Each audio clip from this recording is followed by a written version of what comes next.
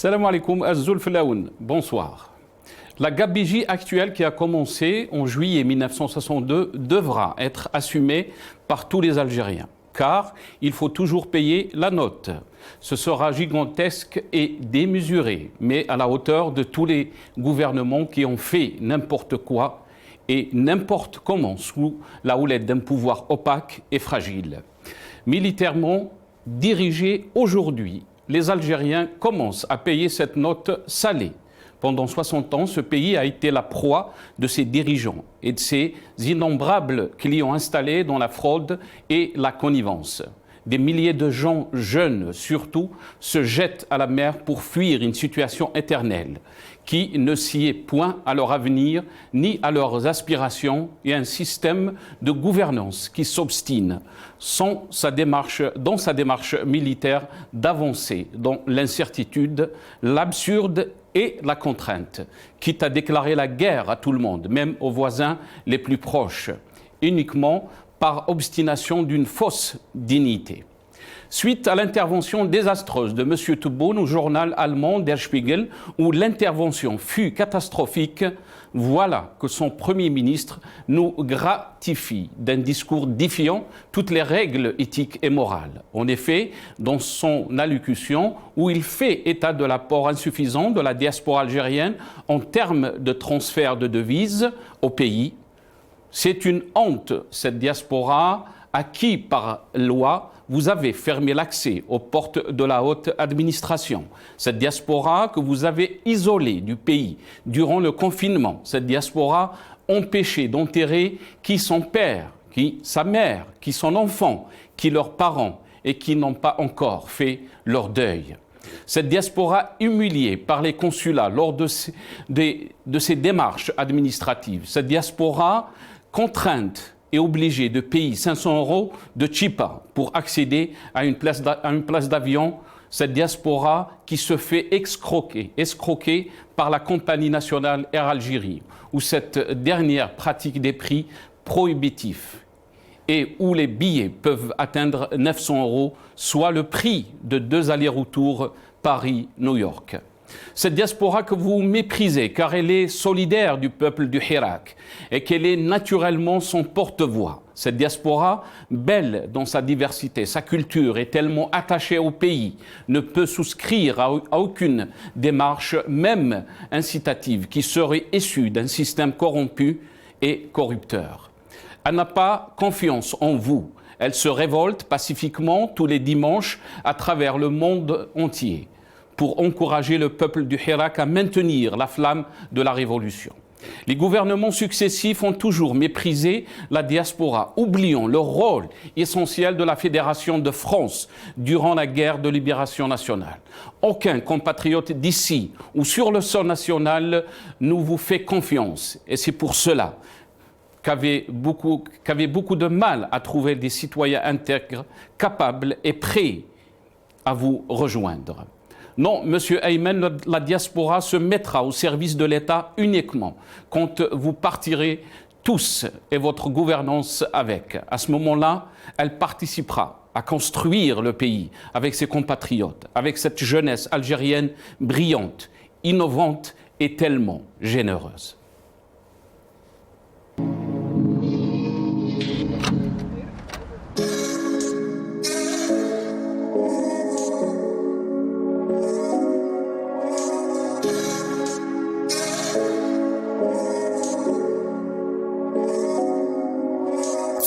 روحي في غربة بيا زعفة ولا وش سبا وين الشمس اللي كنت منها نتخبى الوقت هنا يفوت يطير الغاشي ماشي tout le monde est fâché j'ai failli lâcher mes mains attachées le cœur s'est taché soleil s'est caché دوبريدان لا غريزاي برد هنا يطول وانا قلبي حديد نبدا من الاول ما يفهمونيش بصح نكمل على فين يغوك ناس لا غبال ماني ماني ماني ça parle aux veut la monnaie on a fait c'est ce qui résonnait si je pouvais parler à mon père si je pouvais parler à papa qui نخافوا نتوحش la papa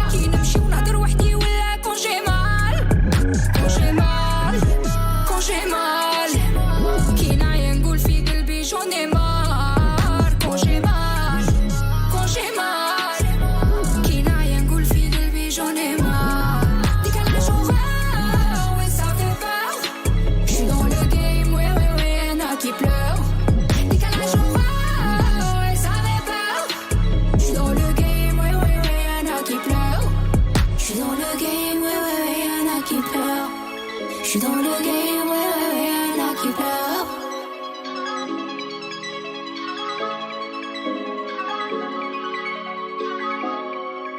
الو مغنية الو سطوالي الو لالجيري بيك اب تمزغة كاش ما يلا ولا كي البارح كي غدوة سيرية طويلة j'pèse mes choix j'mange pas mes mots il me donne la nausée j'vomis du feu c'est la vie qui veut c'est ça le jeu داروها بينا ça va mal mon vieux وفا l'Algérie ما قدرتش نجري ma vie en stand-by l'يام تجري j'suis dans le game أخويا j'suis pas ton ennemi ديكالاج عياني قلبي يكتب وانا نغني j'suis dans le game أخويا j'suis pas ton ennemi ديتوكس على برودي معلم وراجع تغني ديكالاج ouais ça fait peur j'suis dans le game ouais y'en a qui pleurent décalage ouais ça fait peur j'suis dans le game ouais y'en a qui pleurent décalage ouais ça fait peur j'suis dans le game ouais y'en a qui pleurent décalage ouais ça fait peur ouais y'en a qui pleurent j'suis dans le game ouais y'en a qui pleurent. Algérie, un pouvoir incapable de mobiliser son peuple. C'est le titre de notre émission pour ce soir. Et pour en parler, j'ai le plaisir d'accueillir depuis le Canada notre ami Adel Jabbar, analyste politique, qui est avec nous via Skype. C'est Adel, marhaba bik, bonsoir. Merci beaucoup, Nassar. C'est toujours un plaisir de participer à tes émissions qui sont percutantes et qui plaisent beaucoup à nos téléspectateurs. Un grand bonjour à notre peuple en Algérie et à l'étranger. C'est toujours un plaisir de vous avoir aussi. On a aussi le plaisir d'avoir un autre ami, Hassan Hirish, docteur Hassan Hirish, qui est analyste politique, mais qui est aussi docteur en économie, qui est avec nous depuis Paris via Skype. Docteur Hassan Hirish, bonsoir. Merci d'avoir accepté l'invitation. Bonsoir, cher ami. Bonsoir, Adel Jabbar. Bonsoir à tes invités. Et bonsoir à tous les téléspectateurs et merci pour cette invitation. Merci, Monsieur Hassan Hirish. On aura aussi le plaisir d'accueillir dans la deuxième partie de cette émission Monsieur Abdou Sammar, journaliste Algérie Part, qui sera avec nous depuis Paris, et aussi Docteur Tarq Arab, qui est médecin. Il sera avec nous aussi depuis Paris. Adel Jabbar, je vais commencer cette émission avec vous. Donc, on revient un peu sur les déclarations du chef du gouvernement, Ayman Ben Abdelrahman, qui a déclaré aujourd'hui que la diaspora ne transfère pas assez de fonds, si on peut dire, en Algérie. Et il a bien sûr avancé un chiffre qui est de 1,7 milliard de dollars. Mais avant de vous donner la parole, on va essayer d'écouter ce qu'il a dit. Je pense qu'on a le soundbite de les déclarations. Donc, si on peut écouter Ayman Ben Abdelrahman, le chef du gouvernement, ce qu'il a dit. Et je reviens à vous, Adel Jabbar. تجدر الإشارة إلى أنه نظرا لغياب إلى غاية اليوم لشبكة مصرفية خاصة ببلدنا فإن الجزائر لا تستفيد إلا قليلا من التحويلات المالية لجاليتنا في الخارج وعليه فقد أصبح من الضروري أن يتغير هذا الوضع في أسرع وقت ممكن ووفقا للبنك الدولي فقد بلغت تحويلات المغتربين في العام سنة 19 في العالم سنة 2019 إلى مبلغ قياسي قدره 548 مليار دولار أمريكي وبحسب نفس التقرير سجلت الجزائر خلال العام المذكور مبلغ 1.7 مليار دولار أمريكي وهذا المبلغ لا يعكس نهائيا إمكانات جاليتنا الوطنية بالخارج. Adel Jabbar, vous avez entendu le Premier ministre, le chef du gouvernement, qui dit que donc, ces transferts sont insuffisants. Quelle est votre réaction, Adel Jabbar, quand vous écoutez ce qu'a déclaré Ayman Ben Abdelrahman? نقصروا له في الطريق يجي يديهم يجي وحده يدي الدراهم سي تو. Il est dans un gouvernement illégitime, un pouvoir rejeté totalement et radicalement par l'ensemble des Algériens, une immense majorité de la diaspora تكفر بهم الناس هذو parce que هما اللي يهربوا الجزائريين هذو. Et ce qui me surprend chez ce monsieur-là, c'est que c'est la voix de 100 mètres, c'est le mégaphone de l'époque, Tapate Marconi. Donc, pour les gens de ma génération, Michel Alia. Il lui donne des instructions pour développer l'économie, il sort, il fait un discours. Et il réunit des bœufs, il dit avec le congrès, le palais des congrès,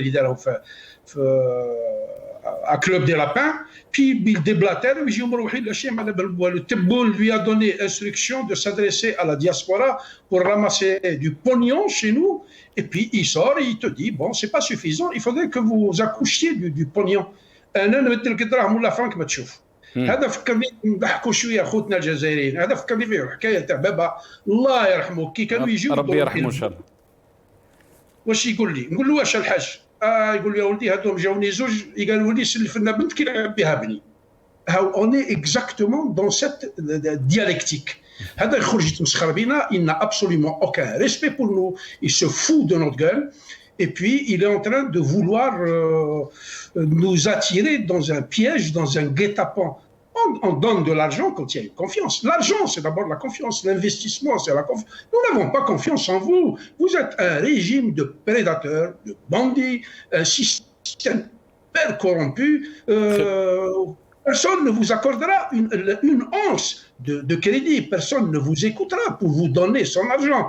Pour contredire ce monsieur-là, il a donné un chiffre des 548 milliards qui ont été cités par la Banque mondiale ou le Fonds monétaire international, et il disait que l'Algérie avait reçu 1,6 milliard. Vous savez que les 1,6 milliards de dollars qui ont été transférés pas de force pratiquement, parce que c'est les pensions de vieillesse et les pensions de retraite de nos vieux immigrés en France. Sinon, moi, je peux vous assurer que beaucoup d'Algériens transfèrent de l'argent, beaucoup d'argent, parce qu'il n'y a pas uniquement le transfert.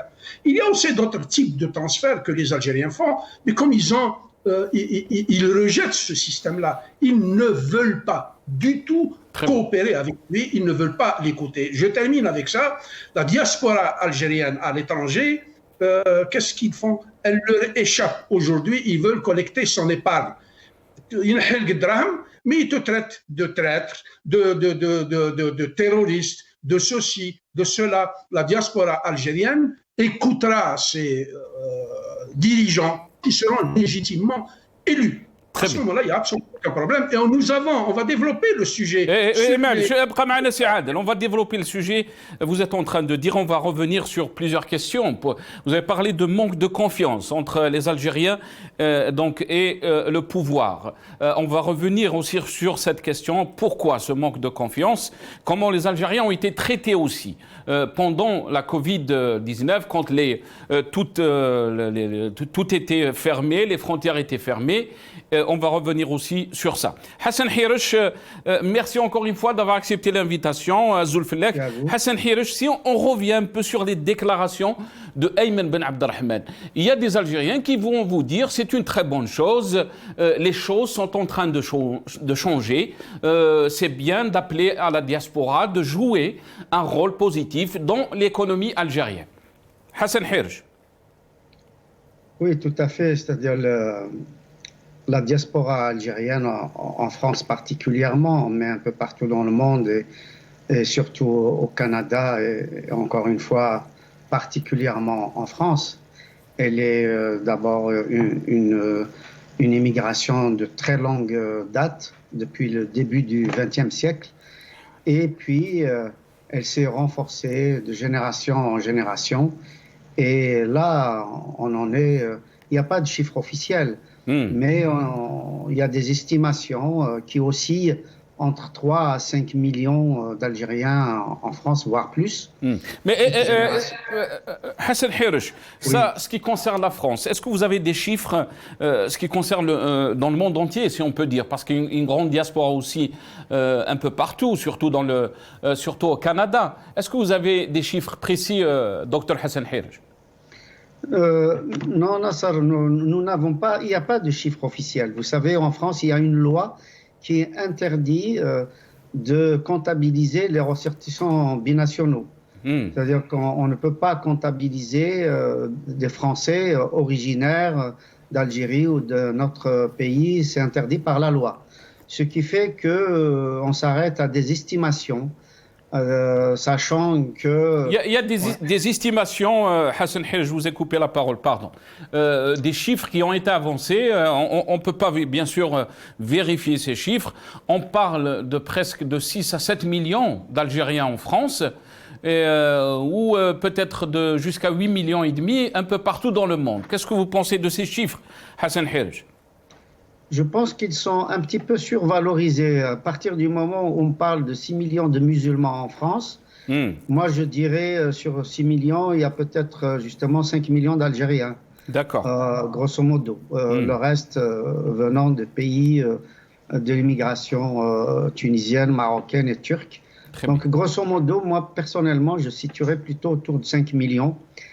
Et je dirais que c'est déjà un chiffre énorme. Ça représente quand même, je veux dire, à peu près 12% de la population française, qui est absolument énorme. Donc, ce que je peux dire par là, c'est que n'importe quel autre pays aurait pu lier des contacts sérieux avec cette immigration et travailler avec elle dans l'intérêt des deux pays, et s'en servir comme un levier de commande politique, économique, culturelle et historique, au lieu d'avoir ce combat de coq au niveau mémoriel, au niveau des petites phrases, au niveau des invectives des deux côtés. Et particulièrement, vous avez dû voir le dernier numéro de El Jaish, dont l'éditorial est particulièrement virulent envers la France. Et donc, on n'est pas dans une configuration où l'Algérie pourrait profiter de sa diaspora de façon calme, sereine, responsable, etc. Pour ça, il y a un contexte politique qu'il faut assainir, qu'il faut rendre favorable pour que cette immigration puisse éventuellement continuer à être attaché à son pays d'origine, puisse servir pour les transferts de savoir, pour les transferts de technologie, pour le transfert de devises, pour le droit d'aller et venir. Vous avez parlé, Hassan Hirj, le transfert des devises. Je vais vous rendre la parole parce que j'ai un graphe, Hassan Hirj. Vous avez parlé aussi des autres communautés. On va regarder ce graphe qui a été fait bien sûr par la Banque mondiale. Ce graphe montre très bien donc, les chiffres en 2019 et en 2020. Où on y voit l'Algérie avec un chiffre de 1,7 milliard de transferts. Bien sûr, au premier plan, on est en train on voit le Nigeria, on voit le Nigeria qui est l'Égypte, pardon, qui est presque de 30 milliards de dollars de transferts, suivi par le Nigeria, mais on est presque vraiment à la queue de ce classement. Quand on voit ces chiffres, on se dit pourquoi les Algériens ne transfèrent pas autant que les autres ressortissants des autres pays. Par exemple, le Maroc, les ressortissants marocains transfèrent presque 8 milliards de dollars, 7, et quelques, presque 8 milliards de dollars par an. Hassan Hirj. Pointer du doigt effectivement un problème qui se pose à l'Algérie. Alors, il y a plusieurs points qu'il faut soulever de façon sereine. C'est d'abord ces chiffres, de mon point de vue, comme disait Adel Jabbar, à mon avis à juste titre, ces chiffres sont des transferts officiels, c'est-à-dire qui passent de banque à banque.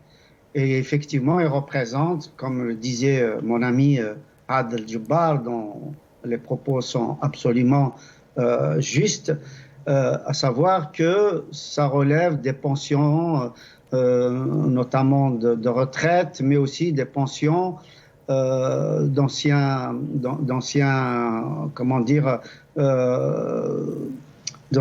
Algériens combattants qui ont travaillé avec la France, ainsi que les pensions, par exemple, familiales. Quand quelqu'un est contraint par une justice, soit algérienne, soit française, à participer aux frais de sa famille, s'il y a un divorce ou s'il y a une séparation, etc. Donc, c'est des allocations. Donc, en fait, il faut revenir à l'histoire. Dans les années 70, les transferts des Algériens vers l'Algérie, à l'époque c'était en francs, on parlait de ces transferts de deuxième pétrole. Je signale que les entrées en devises à l'époque, début des années 70, c'était les hydrocarbures, l'immigration et le vin, l'exportation du vin. C'était les trois mamelles de la rentrée de devises pour l'Algérie. Or, il se trouve que le pétrole aidant, Boucharouba, alias Boumedienne, a délaissé complètement l'immigration pour la simple raison qu'il l'a considérée comme une opposition potentielle à son régime et qu'il y avait effectivement des réfugiés politiques ici qui le combattaient politiquement à partir de l'Europe, notamment à partir de la France. L'essentiel de l'intelligentsia algérienne qui était opposée au régime boumedienne était établie ici en France. Donc, il a décidé en fait de couper les liens et d'agir en Algérie à huis clos. Et donc, en même temps, il a supprimé le tourisme et il a arabisé l'enseignement, donc en ramenant des enseignants égyptiens, syriens, palestiniens, etc., et renvoyant de façon massive les anciens missionnaires qu'on appelait les pères blancs et tous les coopérants techniques qui étaient soit dans l'enseignement secondaire ou supérieur et dans les différents ministères et entreprises nationales. Donc, Boumedienne a voulu couper avec l'immigration et couper aussi avec l'ancienne puissance coloniale. Et parce qu'il comptait sur le pétrole, il n'a pas tardé d'ailleurs à nationaliser ce pétrole-là. Et donc, les transferts d'argent s'amenuisaient au fur et à mesure. Et comme le dinar était coté de façon artificielle, donc la réalité économique a fini par gagner le terrain et le dinar a dégringolé. Je pense qu'Abdou Soumar pourra en parler tout à l'heure.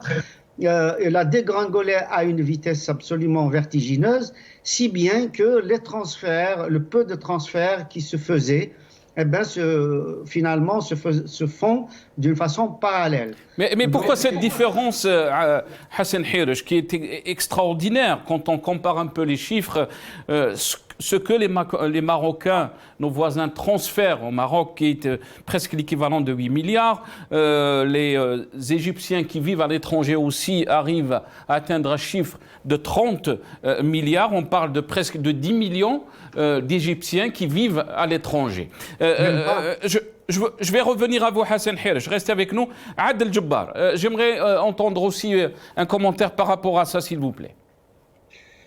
En termes de chiffres, en termes de vision politique, en termes de stratégie, ce pouvoir est complètement décalé. Il a un regard très ancien. C'est exactement comme la police politique qui utilise les mêmes méthodes des années 50, les méthodes staliniennes.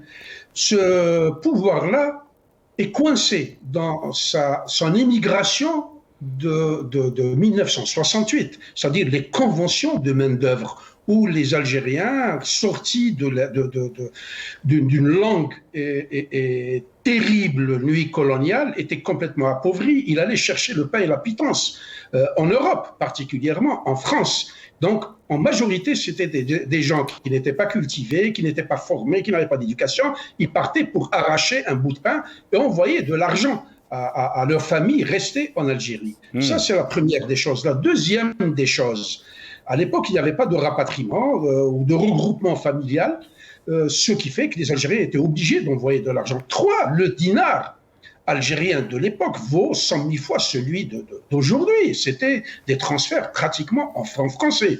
Et il y avait un bon équivalent qui était reçu. Aujourd'hui, il y a plein d'obstacles. Le premier, c'est ce regard éculé, ancien, archaïque et sous-développé qu'a ce pouvoir vis-à-vis de l'immigration. quels sont les profils de la nouvelle génération d'immigrants. Ils ne le savent pas. À l'époque, c'était des immigrés. Aujourd'hui, c'est des immigrants. C'est des gens qui font tout pour partir volontairement et fuir un système étouffant, impossible à vivre. Donc ça, c'est la première des choses. Il fut un temps où quand on disait qu'un Algérien était un binational, il était tout de suite accusé de harki, de traître, de renégat, etc. Aujourd'hui, on est à la recherche de binationaux.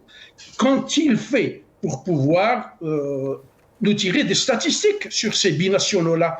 Que font-ils? Quels sont leurs profils? Quel est le profil de la nouvelle génération d'immigrants algériens?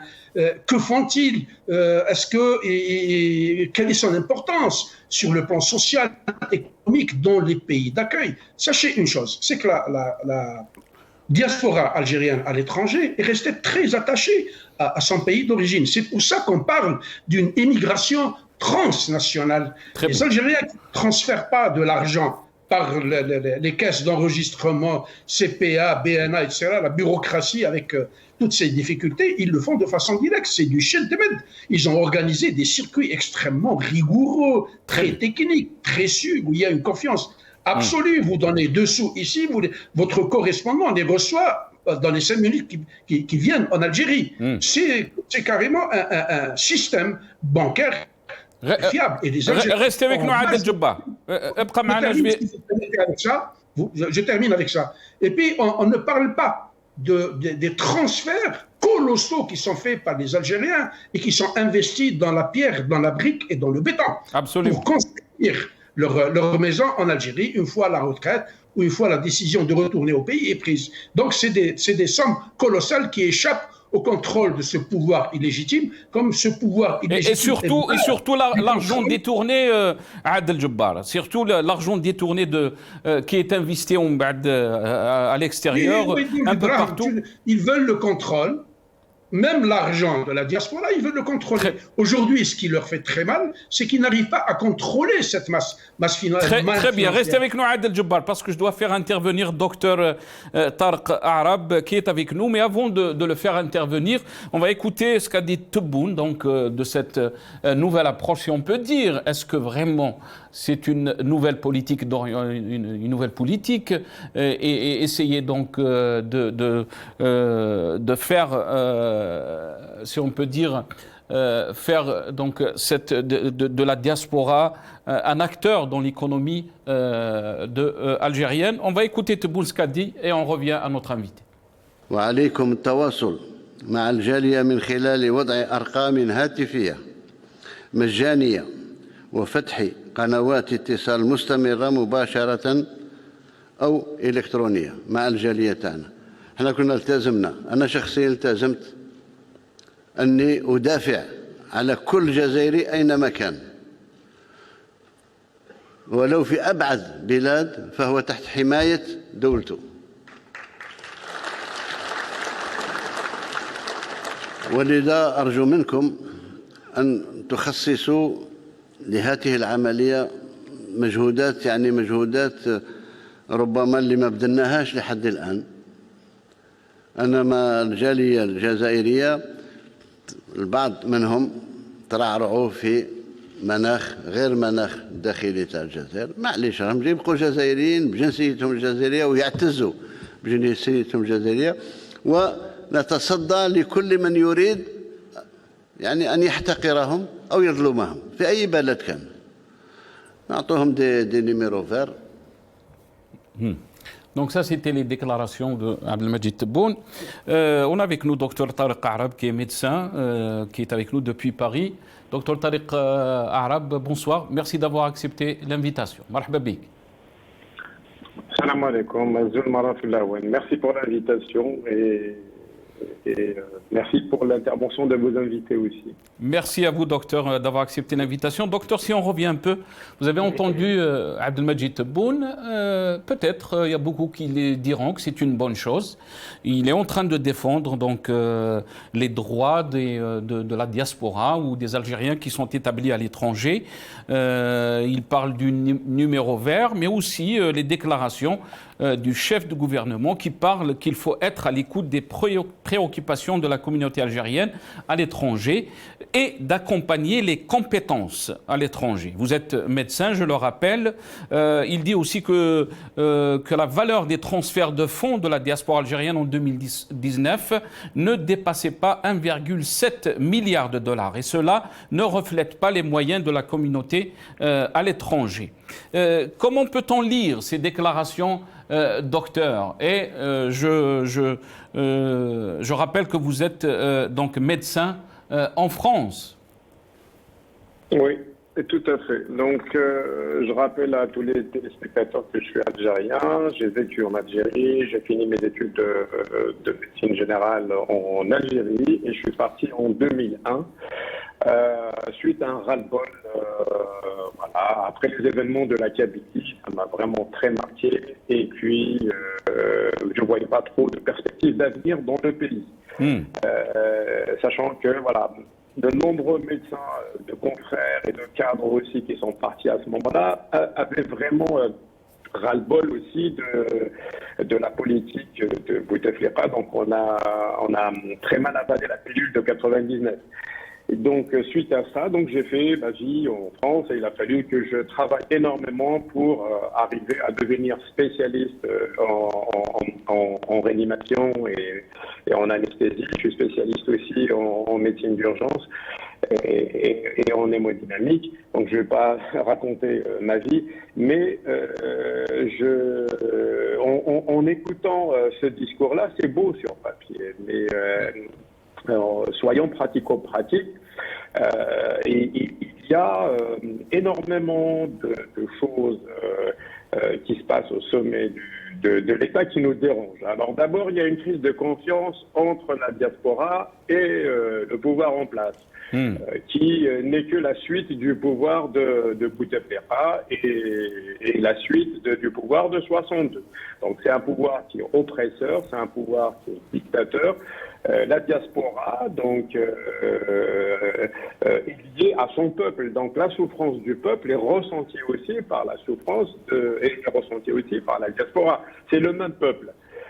Donc, en voyant nos confrères en Algérie qui souffrent, notre peuple qui est en souffrance en Algérie, on a du mal à faire confiance à ce pouvoir. Rien que d'écouter toutes les histoires de corruption, de transfert d'argent illicite, comment dire, les qui n'ont pas été récupérés, des appartements et des maisons de luxe achetées par l'establishment des gens du pouvoir algérien à Paris, à Barcelone et dans beaucoup de capitales. Ça nous agace, ça nous écœure. Comment voulez-vous que toutes ces fuites d'argent-là vers l'étranger, faites de façon illégale, non récupérées,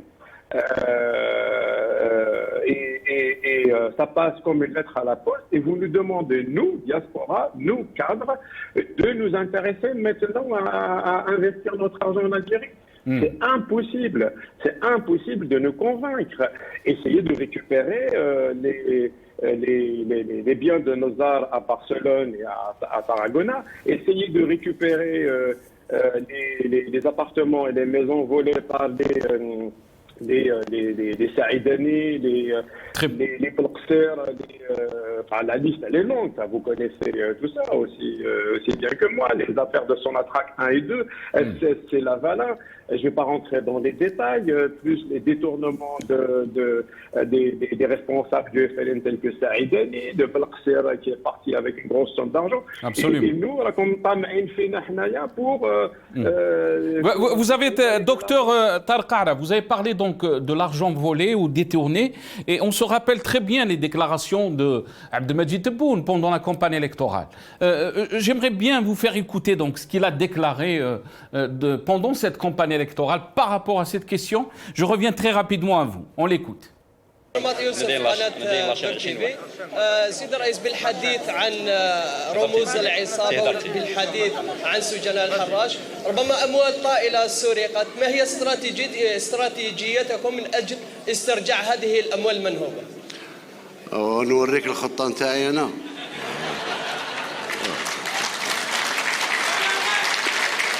أعطيك هذه خليها علي أنا. شوف مجرد ما نعطيك الخطة يتأقلموا معها ويصيبوا لك كونتر الخطة. على الباكيج.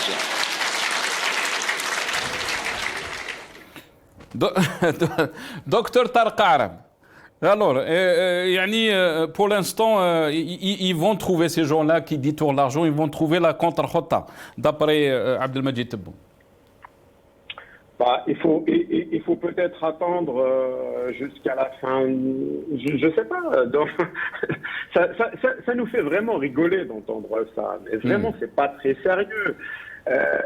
Tout d'abord, comment dire, on va pas trop tourner autour du pot. Que représentent ces gens-là? Que représentent ces gens-là en pourcentage des électeurs? On a vu l'élection législative, cette Assemblée nationale ne représente même pas 5% du total des électeurs. Sur 24 millions, il y a eu 935 000 qui ont voté. C'est pareil aussi pour l'élection du 12-12 de Abdelmajid Tebboune. C'est pareil aussi pour l'élection de la Constitution.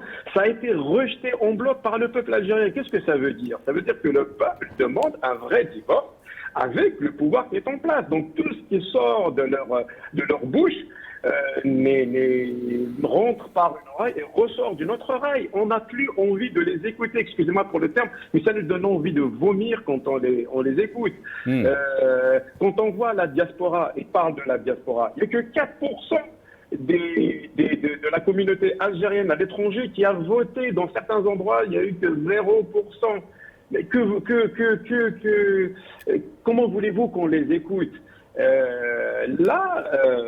Moi, je préfère plutôt orienter le débat vers comment consommer maintenant ce divorce, comment passer vers une autre étape. Le peuple ne veut plus de cet establishment, le peuple ne veut plus de ce pouvoir. Le peuple souffre. Nous voyons énormément, malheureusement, de citoyens algériens qui se retrouvent emprisonnés pour un mot, pour un écrit sur Facebook, pour une vidéo YouTube. Comment voulez-vous qu'on leur fasse confiance? On ne peut pas leur faire confiance.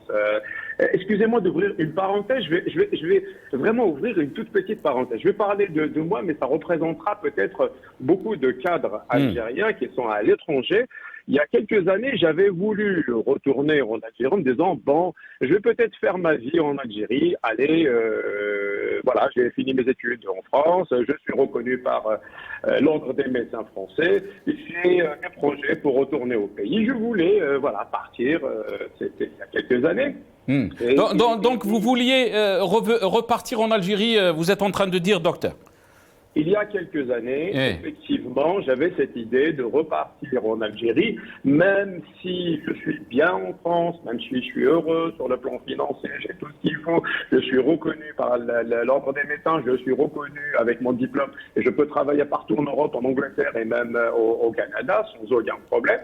Mais je donnais des cours aussi à des internes et des nouveaux spécialistes en anesthésie et réanimation, mais j'avais ce souhait-là de repartir. Alors je vous laisse deviner la suite, c'est qu'on m'a fait tourner en bourrique pendant à peu près 4 ans pour une équivalence, sachant que je repartais en Algérie dans le cadre humanitaire et je formais des médecins spécialistes en Algérie. J'en ai formé 33 à l'échographie d'urgence à Constantine, 33 à Tizi Ouzou. Je fais des missions humanitaires, donc reconnues par les instances en tant que spécialiste, mais l'équivalence, m'a pas été accordée, donc je comprenais pas toute cette histoire-là. Et quand Ayman Ben Abdelrahman, donc le Premier ministre, dit qu'il faut accompagner les compétences à l'étranger.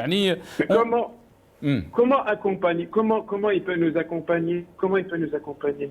Il faut qu'il explique comment accompagner les cadres algériens qui sont à l'étranger actuellement. on leur déroule des tapis rouges.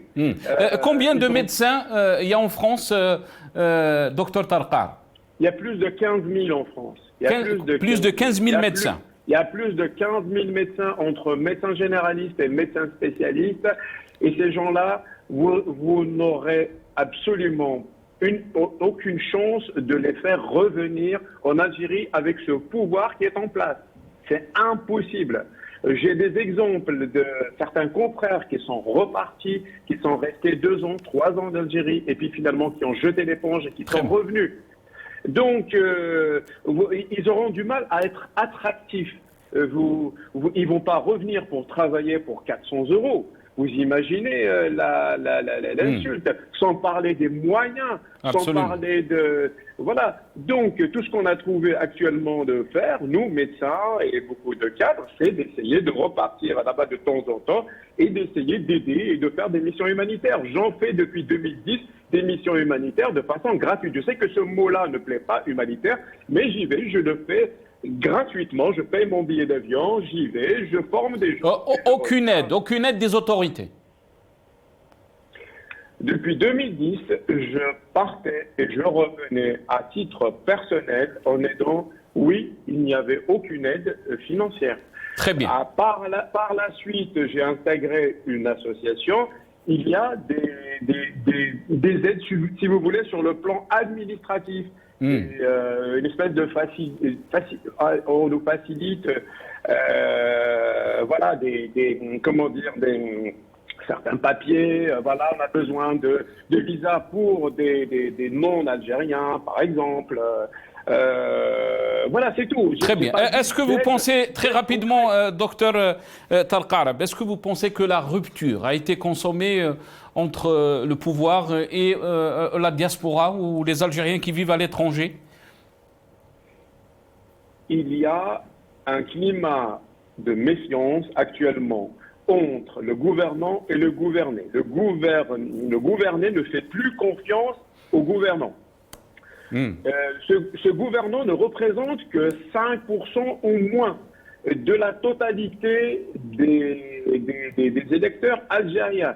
Ils n'iront pas très loin avec cette politique-là belliqueuse, chercher des noises avec le Maroc, se disputer actuellement. Vous voyez ce qui se passe actuellement sur le plan international. Ils ont perdu toute crédibilité sur le plan international. Alors non seulement ils sont rejetés par le peuple, ils sont rejetés par la communauté internationale. Alors comment voulez-vous gouverner dans ce cas-là? Cette politique sécuritaire ne mènera nulle part. Très bien. Jusqu'à quand ils mèneront le pays comme ça? Merci, docteur Tarqarab. Yatik Saha.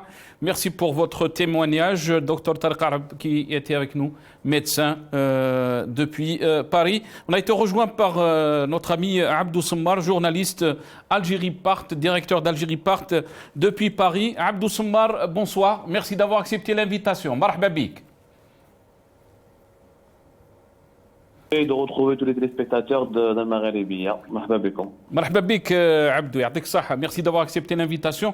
Abdou Semmar, si on revient un peu sur les déclarations de Ayman Ben Abdelrahman, qu'il parle donc de l'insuffisance des transferts de fonds de la diaspora. Il a avancé un chiffre de 1,7 milliard de dollars. Quand on fait la comparaison par rapport, bien sûr, aux autres pays, on voit, par exemple, les Marocains arrivent presque à 8 milliards de dollars de transferts. L'Égypte qui vient en premier, presque 30 milliards d'Égyptiens, donc 30 milliards de dollars. Donc les Égyptiens qui envoient 30 milliards de dollars, qui est un transfert de 30 milliards de dollars. Quelle est votre réaction par rapport à ce qu'a dit Ayman Ben Abdelrahman, Abdou Semmar? D'abord, c'est pas lui qui donne ce chiffre, Nasser. C'est un chiffre des institutions financières internationales comme la Banque mondiale. Lui, il ne donne aucun chiffre. Lui, d'ailleurs, Ayman Ben Abdelrahman, personne n'a remarqué aujourd'hui, il a fait preuve d'une schizophrénie. Il reprend les chiffres de la Banque mondiale. Ensuite, il a critiqué la Banque mondiale en disant que la Banque mondiale, soi-disant, a donné un rapport sur la baisse des investissements étrangers à un pays voisin, en l'occurrence le Maroc, en faisant référence, en faisant allusion au Maroc. Au Maroc. Yani, c'est un Premier ministre, l'Algérie a des problèmes avec le Maroc, avec la France, maintenant on doit avoir des problèmes avec la Banque mondiale. C'est des dirigeants algériens sont schizophrènes.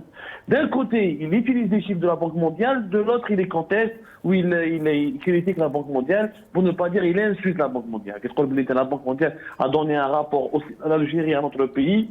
C'est très grave, c'est une déclaration d'abord absurde et affolante, et ça soulève des inquiétudes sur la compétence et le niveau la compétence, tout simplement, le bon sens des dirigeants algériens. Deuxièmement, sur la diaspora, c'est un constat qui est connu. Il ne dit rien de nouveau, M. Ayman Abdelrahman. On l'a fait sur Algérie, partons le dit depuis plus de 3 ou 4 ans. Les médias algériens l'ont dit depuis pratiquement plus de 5 ans. C'est une évidence que la diaspora algérienne n'envoie pas assez d'argent par le canal bancaire. Attention, on parle des 1,7 milliard de dollars. C'est l'argent qui est transféré par canal bancaire. On ne parle pas de l'argent qui passe directement par le marché noir. Oui, il faut savoir que sur les 1,7 milliard de dollars, c'est essentiellement les retraites, les retraités algériens qui ont travaillé, les femmes, les pensions. Les pensions de retraite, chez les fameux travailleurs algériens qui ont travaillé en France durant les années 70, 80, même après l'indépendance des années 60, et qui sont encore, certains qui sont encore en vie, et dont une partie importante de ces retraites, donc pour certains qui vivent encore en Algérie, ou là qui sont retournés en Algérie, sont payés par le canal bancaire. Et même les retraités, on estime que, encore, il faut savoir que on estime, c'est des estimations, on n'a pas, parce que les autorités françaises font des enquêtes en ce moment, parce qu'ils ont découvert que... Il y a beaucoup de morts qui touchent encore des pensions. Exactement, il y a des morts qui touchent encore des pensions, il y a beaucoup de détournements malheureusement. On estime à plus de 2 milliards d'euros pratiquement, les retraites. Entre 2 milliards et quelques jusqu'à 3, selon les années. Mais c'est ça les retraites, d'ailleurs les pensions de retraite les Chibani, ce sont cet argent qui alimente essentiellement le marché noir dans les devises, qui mettent le square pour ça. Le reste, c'est-à-dire tous les travailleurs algériens qui vivent en France, les immigrés, les migrants, les franco-algériens, envoient essentiellement de l'argent par un canal qui n'est pas bancaire. Où ils descendent en Algérie pour ramener de l'argent avec eux, là ils le donnent à leur famille, ou là ils le dépensent, où là, ils l'envoient par un circuit qui échappe au contrôle de l'État via des réseaux... informels, un circuit informel. Un circuit informel. Très Donc, bien. Pourquoi ils font ça? Parce que nous avons un système financier qui est archaïque. Parce qu'on n'a pas de banque. Contrairement aux Marocains, les Marocains, il y a des banques marocaines à l'étranger, y compris en France. Comment s'appelle la banque marocaine? Wafa Bank. Elle est là en France, elle est pratiquement en Belgique, etc. Et les Marocains peuvent utiliser leur banque pour envoyer de l'argent. Donc c'est pour ça que le Maroc capte davantage les envois de devises de sa diaspora. Mais les Algériens, on a un système financier tout simplement catastrophique. Et Ayman Ben Abdelrahman, celui qui a parlé aujourd'hui, il a fait sa carrière où? À la Banque d'Algérie, au ministère des Finances. Il est le pur produit du système financier algérien. C'est-à-dire qu'ils sont eux-mêmes le responsable du grand gâchis, ils sont eux-mêmes les responsables du grand gâchis du pays. Ensuite, ils crient à la victime. Mais ce monsieur a fait toute sa vie, toute sa carrière au sein de l'administration financière, au sein du ministère des Finances et au sein de la Banque centrale. Donc, c'est lui qui a façonné le système algérien. On n'a pas de banque à l'étranger, il n'y a pas de banque en ligne en Algérie, il n'y a pas de paiement électronique, il n'y a pas de paiement mobile. Comment veux-tu récupérer cet argent Donc, il n'y a que l'informel qui en profite. Techniquement, c'est-à-dire, je parle, tout à l'heure, votre invité a parlé de crise de confiance. On n'est plus, avant de résoudre, allez, c'est bien, on a confiance dans notre gouvernement, parce que le transfert, ça n'a rien à voir avec le gouvernement. Votre invité tout à l'heure, et c'est un peu trompé de débat. Quand on envoie de l'argent au pays, on l'envoie à ses proches, on l'envoie à sa famille, on l'envoie aux citoyens. On ne donne pas de l'argent au gouvernement. Cet argent ne part pas dans les caisses du gouvernement. Ça n'a rien à voir. Ensuite, nos familles vont utiliser cet argent pour consommer en Algérie. Absolument. Bien sûr, après, une partie va vers le gouvernement, vers le trésor public de l'État, en payant des TVA, en payant, en consommant. Je sais, Abdou Semmar, par exemple, en Kabylie, je connais des villages qui vivent avec ces envois des immigrés. Très bien dit. Mieux encore, Nasser. En Kabylie, il y a des routes, des infrastructures publiques, des dispensaires. Absolument, même la mosquée. Moi, je suis témoin. La mosquée a été construite par l'argent des immigrés. Les anissements, les torgans. En fait, on peut estimer que les fonds en devises de la diaspora algérienne sont nettement au-delà de 5 milliards d'euros. Nettement au-delà de 5 milliards d'euros. Et on peut même approfondir, parce qu'attention, la diaspora algérienne, il y a un problème avec la diaspora algérienne qui est très difficile à cerner. Il y a un chiffre qui a été sorti il y a quelques années. On peut aller vers 50 milliards d'euros d'échanges entre l'Algérie et la France, parce que la diaspora algérienne, tu as les franco-algériens, tu as les immigrés algériens. Les gars, ils envoient de l'argent en Algérie. Quelqu'un qui est né en France, qui est de parents algériens, mais qui a vécu toute sa vie en France. Quand il part au pays, il ramène de l'argent pour ses cousins, pour investir, pour acheter une maison. On n'a pas d'outils statistiques réels pour évaluer l'importance de ces ressources financières qui ont été investies en Algérie ou dans l'Algérie pour étirer pour un profit. Ouais, parce qu'on n'a pas les plateformes, on n'a pas de plateforme financière, on n'a pas d'institutions bancaires qui nous permettent de capter cet argent. Tant qu'on est dans l'informel, on n'est que dans des estimations. Donc, ça n'a rien à voir avec la confiance, ou avec la démocratie, ou avec le hirak. Même on a une démocratie. On n'a pas des banques, on n'a pas un système financier. وما عندناش des banques en ligne, وما عندناش paiement en ligne, وما عندناش une infrastructure financière digne de ce nom. On ne pourra jamais profiter de cet argent, on ne pourra jamais développer ou faire des investissements avec cet argent. Ça dépasse le cadre de la démocratie. Nous sommes là dans un sujet économique, technique, qui reflète ou qui nous amène à tirer des conclusions sur le sous-développement de notre pays. Mais la confiance, il a parlé, docteur Tarek Arab, du manque de confiance. Abdou Semmar, on a vu par exemple, pendant la Covid, les frontières étaient fermées, des milliers d'Algériens ont souffert, ils voulaient se déplacer en Algérie, voir leur famille, il y avait aussi des deuils, mais on a vu des détresses, des billets qui vont jusqu'à 1 000 €. Est-ce que... Oui, ça c'est un autre sujet. Ça c'est un autre sujet. Mais quand on traite la diaspora de cette façon, Abdou Semmar, quand on la traite de cette façon, quand on n'est pas à l'écoute de ces problèmes, quand on n'essaie pas de faciliter le transport, par exemple, entre les pays où ils résident et entre notre pays, c'est aussi l'incompétence dont tu es en train de parler, Abdou. Alors, ta question est très intéressante et il faut y répondre doucement.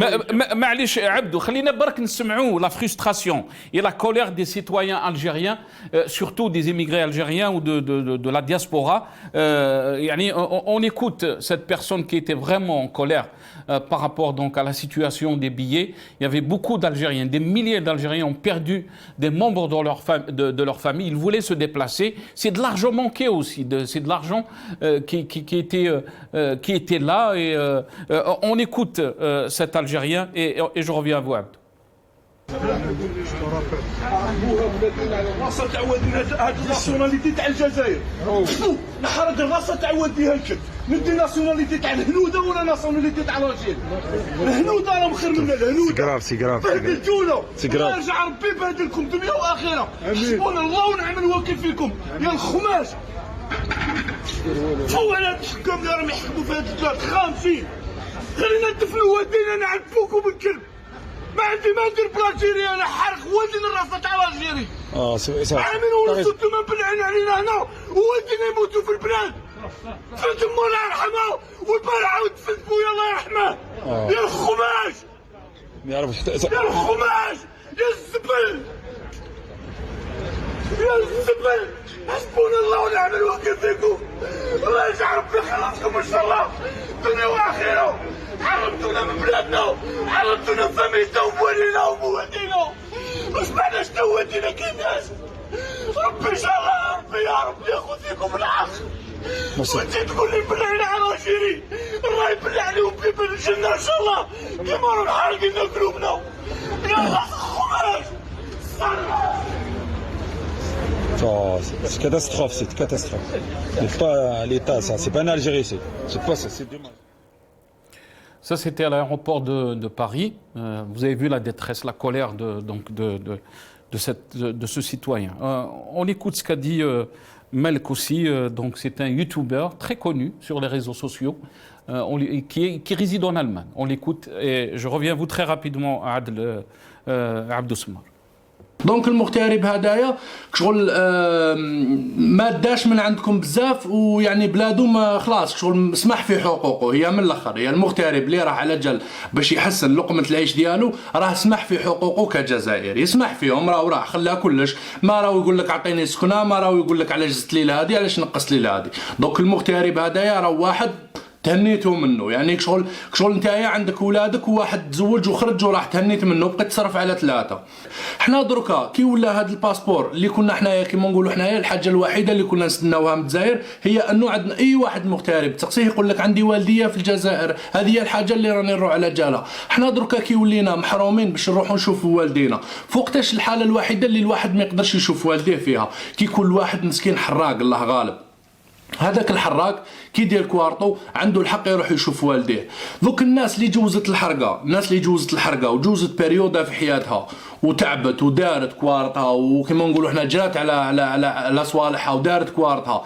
هاد الناس هادوما من حقهم دركا يرتاحوا من حقهم دركا يولوا يروحوا يشوفوا والديهم واللي رجعتوا الناس حراقه عاودتوا رجعتوا الناس يبداو غربتهم ازيرو باسبور احمر وما يقدرش يهبط للجزائر وين صرات هذه عبدو سمار.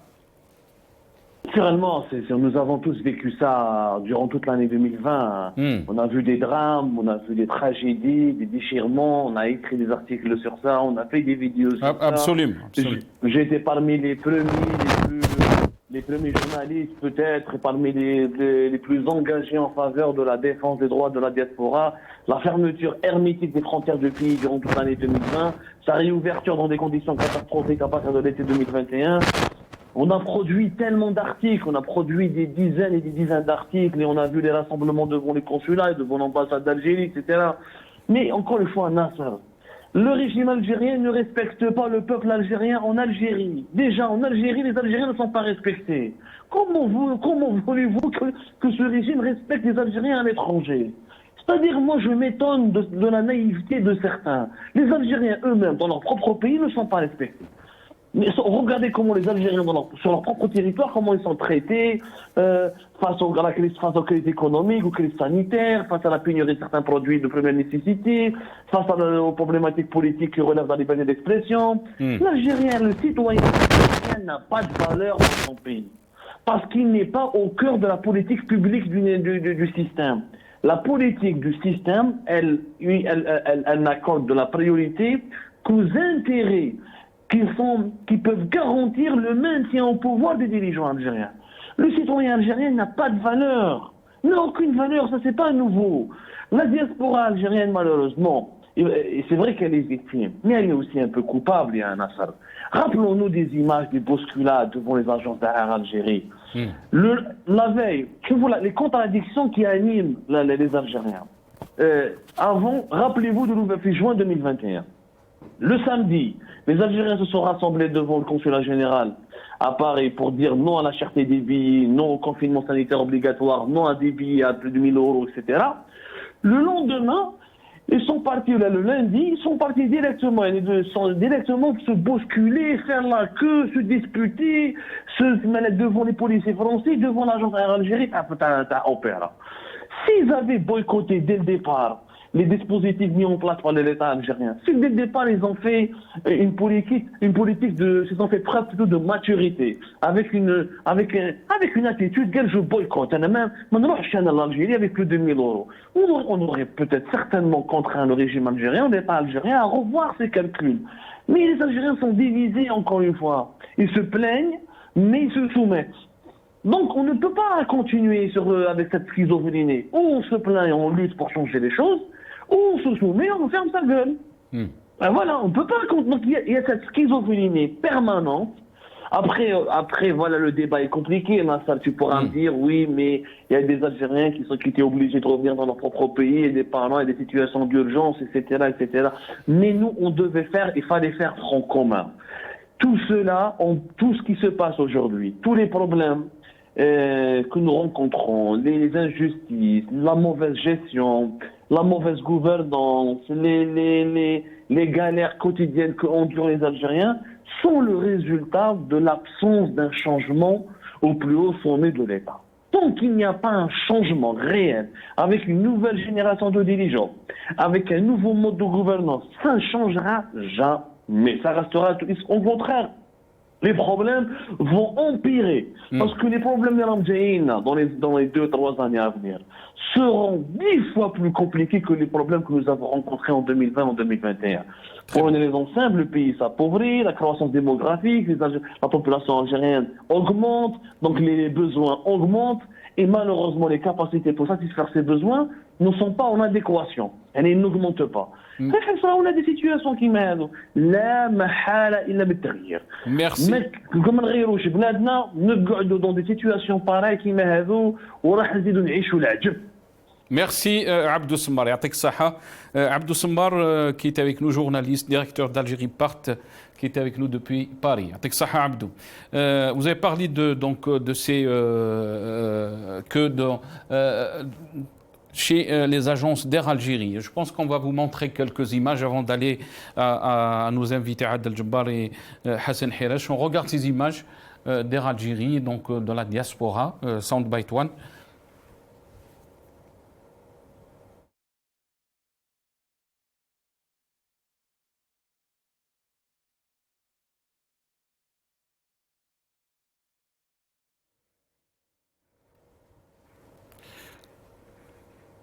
Donc c'était pas les images que je voulais. معليش نروحوا لعادل جبار. عادل جبار, si on revient un peu يعني tout ce qui a été dit par nos invités, comment peut-on, si on peut dire, résumer donc cette logique du régime et aussi ce que veut la diaspora bien sûr qui adhère à ce projet de changement, de rupture. Comment vous voyez les choses, Adel Jabbar? Je voudrais d'abord rectifier deux choses qui me semblent extrêmement importantes qui ont été dites par Abdou Semmar. La première, c'est que l'argent, c'est une virtualité et c'est la base de l'argent, c'est la confiance. Donc, les gens n'investissent pas en bourse. Quand vous leur dites pourquoi, ils vous disent les investisseurs n'ont pas confiance. Donc la confiance est un élément absolu. La deuxième des choses, il a développé un regard extrêmement caricatural sur la diaspora. La diaspora n'est pas uniquement à Paris, elle est partout ailleurs. Les chaînes, j'en ai vu moi aussi sur YouTube et puis dans les infos, d'Algériens qui se bousculaient devant l'agence de l'Opéra. Sachez une chose, c'est que l'immense majorité de ces Algériens qui voulaient retourner chez eux étaient séquestrés à l'étranger, sans moyens, ils étaient en train de crever la dalle et de payer du bakshish pour pouvoir rentrer chez eux dans un pays où le gouvernement illégitime avait promulgué une autorisation de rentrer. À l'époque, moi je me souviens, c'était l'autorisation pour sortir de l'Algérie. Il nous a inventé ces histoires-là. Vous êtes mieux placé que moi, vous êtes en Europe. Et puis vous savez ce qui s'est passé. Maintenant, deuxième opération d'escroquerie qui a été faite par Air Algérie vis-à-vis d'usagers naïfs, ils ont fait ce qu'on appelle du crowdfunding. Ils leur ont vendu des billets comme ça, sur 2 mois, 3 mois, 4 mois, en attendant un éclairci pour que l'espace aérien algérien s'ouvre par la volonté de cette dictature-là. Et puis, malheureusement, les gens allaient pour se faire rembourser. Et ils n'avaient pas la possibilité de se faire rembourser. C'est pour ça qu'on a vu ces images-là que le régime illégitime d'Alger exploite pour nous transformer en bêtes de somme et montrer ce que nous ne sommes pas réellement. Les Algériens sont beaucoup plus civilisés, sont beaucoup plus modernes, beaucoup plus intelligents que ce régime archaïque, paranoïaque. Maintenant, je reviens à la question que vous avez posée. Moi, je me souviens aussi, Gaïd Salah disait « Nous allons accompagner le peuple ». Kedboun est en train de dire « Nous allons accompagner la diaspora ». accompagner les Algériens qui sont en détresse. Il y a peut-être 8 ou 900 Algériens qui sont dans les prisons en Grèce, en Bulgarie, en Roumanie, en Turquie, en Espagne. Et presque 300 en Algérie. Les jeunes. Je pense qu'ils sont une dizaine de milliers qui sont en train de souffrir. C'est nos enfants, c'est des jeunes. Très bien. Ils ont fui la dictature, le goulag de ce régime. Restez avec nous, Adel Jabbar. Restez avec nous. Je reviens à vous, Hassan Hirouche. Hassan Hirouche, quand on entend comme ça les déclarations de Ayman Ben Abdelrahman, aussi les déclarations d'Abdelmajid Tebboune, on se dit que ce régime, ce pouvoir, veut se rapprocher de la diaspora. Mais aussi, la diaspora n'oublie pas. Il y a les faits. Et quand on se rappelle de cette loi, de ce projet de loi qui a été présenté, Hassan Hirouche, pour la déchéance de la nationalité à l'encontre de la diaspora algérienne. Bien sûr, on a parlé de terroristes, on a parlé aussi de personnes qui portent grave préjudice aux intérêts de l'État, mais la diaspora était visée parce que elle était avec le Hirak, si on peut dire. En fait, comment dire, ceux qui sont à la tête du pays, de l'Algérie, envoient des messages malheureusement totalement contradictoires. D'abord, il y a ce discours du Premier ministre qui minimise l'apport de la diaspora à l'économie algérienne et il donne des chiffres de transfert de devises. Je pense que ce message est lancé à l'égard de Macron et de tous les candidats français aux élections présidentielles, parce qu'aujourd'hui, le point nodal, le point principal de la campagne électorale en France, elle concerne les Algériens, et particulièrement autour de cette soi-disant sécurité, et puis le renvoi des Algériens qui seraient en situation irrégulière, et puis l'arrêt de Haraga. Et ce renvoi que l'Algérie, d'ailleurs comme les autres pays, refuse d'accepter pour des raisons diverses. Et donc il y a une pression qui est faite sur l'Algérie en disant que nous allons empêcher les Algériens, comme d'ailleurs les Maliens, Marocains, Tunisiens, etc., ils ont été cités, d'envoyer leur argent dans le pays d'origine. Donc on va empêcher l'immigration algérienne de participer à l'économie nationale. Et nous allons faire pression de cette manière. Donc je pense que c'est une réponse du berger à la bergère. Le pouvoir algérien, à travers les propos du Premier ministre, dit en gros que nous n'avons pas besoin de cet argent-là, que d'abord c'est complètement insignifiant par rapport aux rentrées de devises en Algérie, etc. Donc tout est fait pour minimiser cet apport.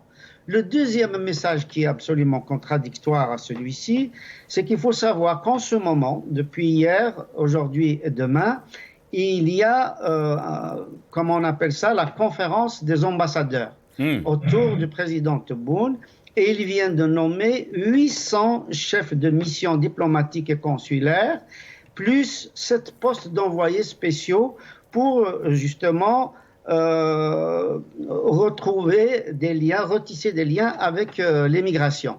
Donc vous voyez, il y a un double message et complètement contradictoire. Ce qu'il faut rappeler, c'est qu'il n'est pas possible pour l'émigration de jouer le jeu dans la mesure où effectivement cette émigration est maltraitée. Elle est maltraitée dans les consulats, elle est maltraitée par Air Algérie, elle est maltraitée dans les ports et les aéroports, etc. Elle est maltraitée dans ses possibilités d'investissement, aussi bien à l'échelle domestique, c'est-à-dire construire leur maison, faire des petits travaux, etc., mais aussi des investissements économiques, etc.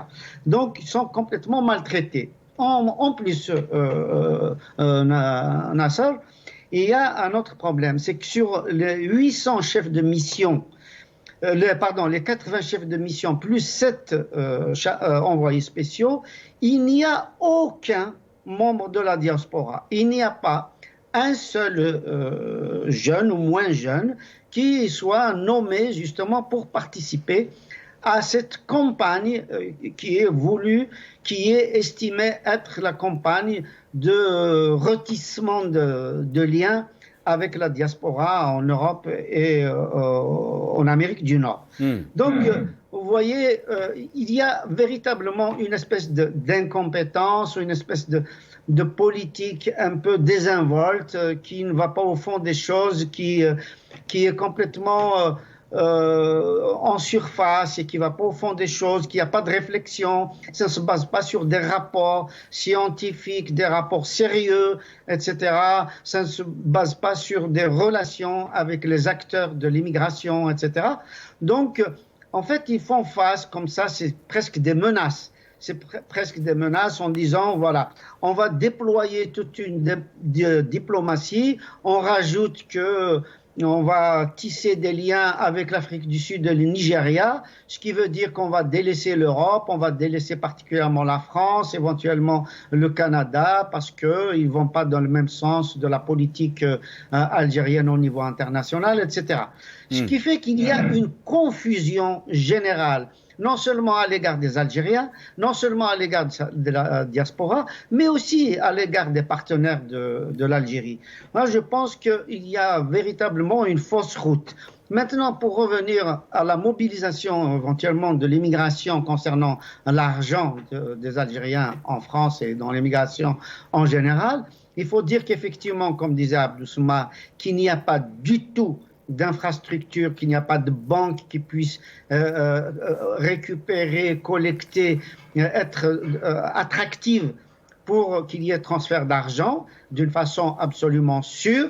Et il n'y a pas la confiance dont parle Adel Djibbar et Tariq Arab qui permettent effectivement de faire confiance aux banques algériennes, au gouvernement algérien, au circuit économique, politique, financier, etc. Donc il y a une rupture aujourd'hui.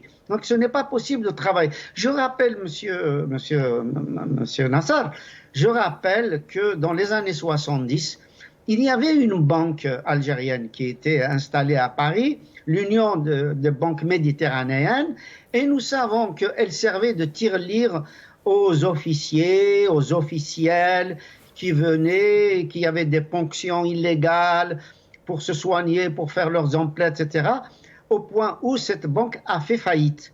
Elle a fait faillite et depuis, effectivement, il n'y a jamais eu tentative de réinstaller une banque algérienne. Et il y avait, ce temps-là, si vous pouvez confirmer, Hassan Hirouche, il y avait donc les immigrés quand ils mettaient leur argent dans cette banque et quand ils allaient retirer leur argent, on leur disait comme quoi il n'y avait pas la somme.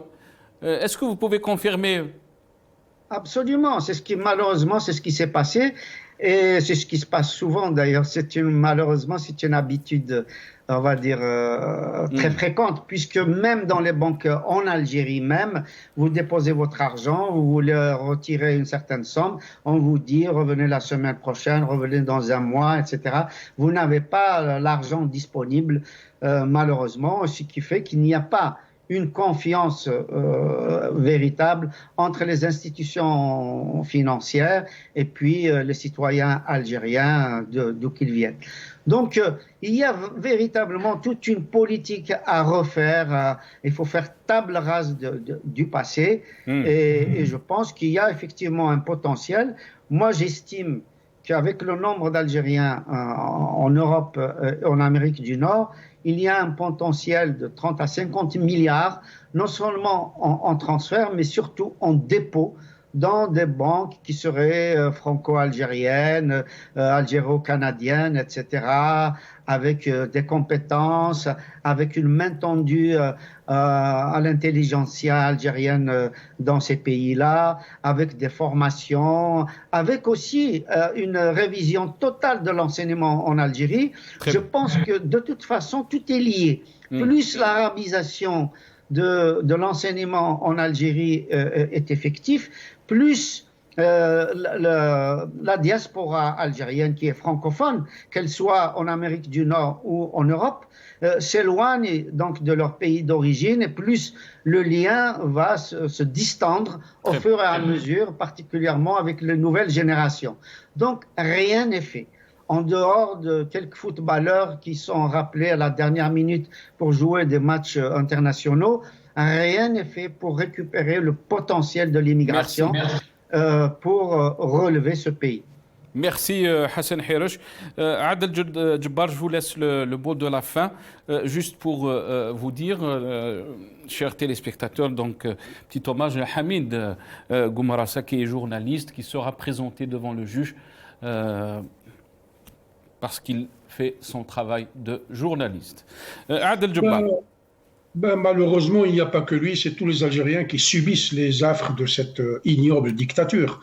Tebboune est en train de nous dire: je vais m'occuper des Algériens, je ne permettrai pas qu'on touche à leur honneur à l'étranger. Moi, je lui demande de cesser d'abord d'harceler, de pourchasser, d'emprisonner et de faire des procès en sorcellerie à de simples citoyens qui ont émis une opinion politique. Donc, il commence par nettoyer devant chez lui avant de venir en Amérique du Nord ou aller en Nouvelle-Zélande ou en Papouasie pour s'occuper d'Algériens qui ne demandent pas à voir leur gueule. Maintenant, le docteur Hirsch parlait des difficultés ou des obstacles concernant les transferts. Le premier gros écueil, c'est d'abord la double parité. Les gens ne sont pas dupes, ils savent calculer l'argent. Le dernier des épiciers, il a fait ce drame.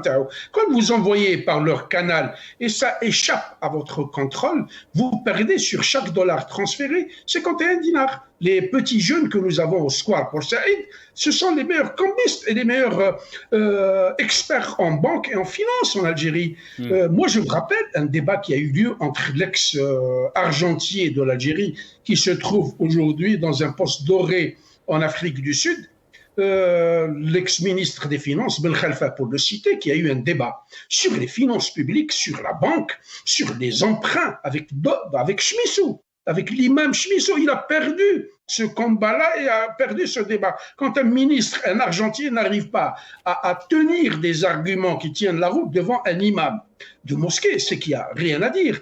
Il n'était même pas capable de lever un emprunt obligataire auprès des Algériens, parce qu'encore une fois, il n'y avait pas de confiance. Et cet emprunt obligataire est devenu un emprunt obligatoire. Ils ont commencé à pomper l'argent des travailleurs, des employés, des fonctionnaires, etc.